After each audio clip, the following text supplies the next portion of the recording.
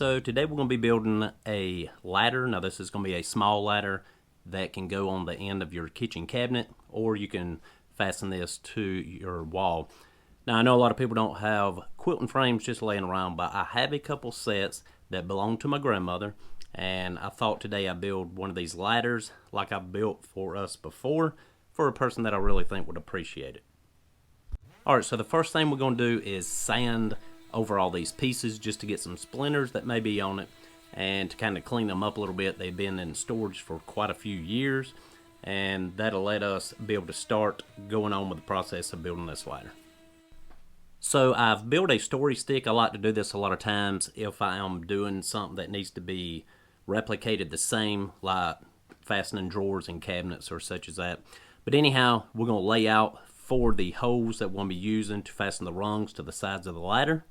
This process makes it a lot faster to do if you got to do a few holes and need those replicated the same each time. These quilt frames are the right width and thickness that we're going to need, so the only thing we got to do is mark them out, take them over to the miter saw, cut the length off, then we get finished doing that. I'm going to sand the ends of this and give it a sort of round look, kind of like the rest of the quilt frames, to give it an aged appearance as if it's always been like that. Another thing you got to consider when you're working with something like this that has some age on it. Now these, we're having to work around the holes that is used to put these quilt frames together and adjust them to different sizes as they use these frames to make a quilt. So that's another reason I did the story stick, to give us a good visual of where we need to lay those out to try to miss these holes that is in the quilt frame. So now we are going to be laying out for the rungs. Now I'm going to use the same story stick that I used for the length and measuring around them holes, and we're going to just use that. Then we're going to put some painter's tape on it to be able to better see the marks that we put on it, since this wood is a little dark. Depending on the size ladder you make, you can obviously make a ladder a lot bigger than this, but ours is just under 20 inches tall.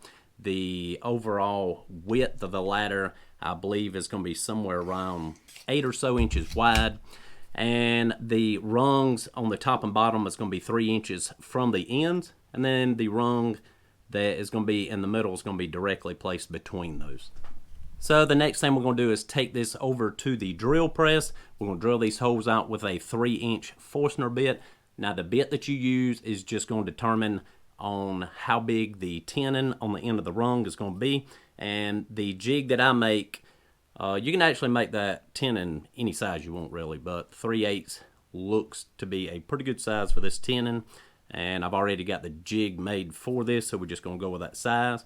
We're going to take it over there, drill these 6 holes out, then we'll be getting ready to put this together. So now we're going to head over to the miter saw and cut the rungs out. Now the rung is going to be cut to 7 3/4 of an inch long. That'll give us a 1/2 inch on each end for our tenon.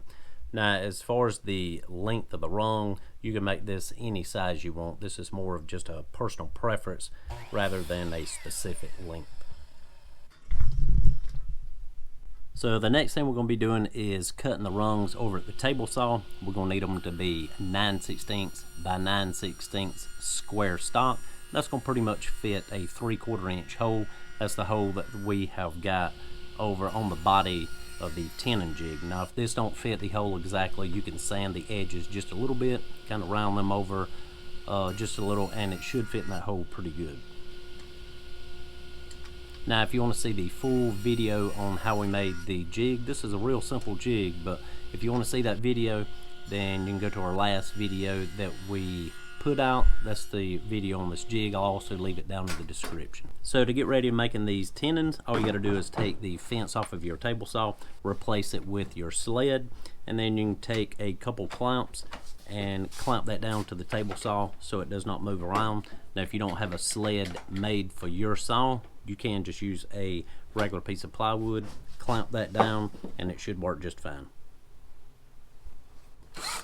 Now we're going to be setting up the jig on the table saw sled, and you got to remember the most important part when you're doing this and using this jig is the actual stop. The stop is what's going to give you the length of your tenon on the end of your material, and the height of the table saw blade is actually going to give you the diameter of your tenon. So you have to be remembering to check that often when you're making those adjustments, so you do not cut off too much and wind up with a tenon that's too small.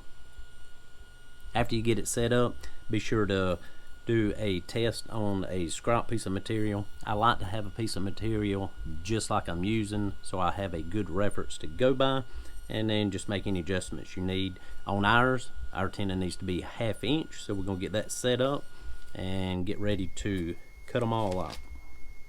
We're going to go ahead and start cutting the tenons out. Shouldn't take but just a few minutes.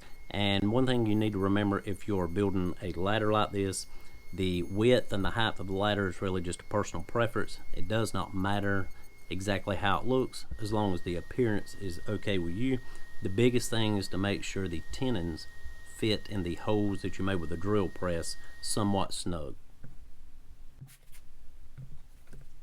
So the next thing to do is just assemble all the pieces, and we're going to be gluing these tenons in. A good thing to do before you actually start the glue up process is make sure everything fits like it's supposed to and everything looks good. We're going to glue these tenons in, and then we're going to come back on the back side and we're going to put a brad in it. Now this is just going to hold it to the glue drives. If you do not want that brad in there, then you can also clamp these together, let them set for a few hours, and they should be good to go. Now while you're gluing these up, you might want to use a framing square to make sure everything's in line and stays lined up like you want it to.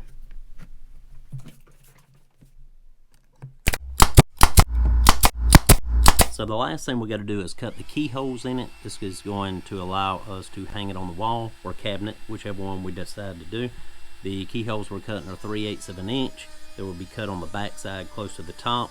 You'll be able to use most any kind of screw to fasten this to the wall, and it also lets it sit directly to the wall without any space like some other hangers that you might would use. You'll also notice on the left side I decided not to use a guide on my router doing this, and you'll see it got a little squirrely on me. It'll still work just fine.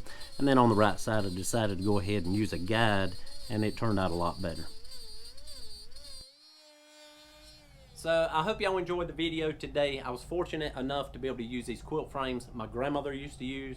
They are probably somewhere around 60 to 70 years old, possibly even older. And let's face it, nobody was going to use these to make quilts with anymore. So I think to be able to repurpose these and make something somebody in the family can get some enjoyment out of is a good thing. So if you do not have something like this, most people probably don't have quilt frames just laying around, you can use pallet lumber, you can use cut-offs, any kind of scraps you got in the shop. With it being under 20 inches, you can use almost anything you got. And as far as the rungs, if you can't do the tenons on the end, it's no big deal. There's multiple ways you can put this together. It's just going to be holding decorative towels, so it's not going to be holding a lot of weight at all. So anyhow, if y'all enjoyed the video, don't forget to give it a thumbs up. If you want to see more, don't forget to subscribe to the channel, and I'll see y'all on the next one.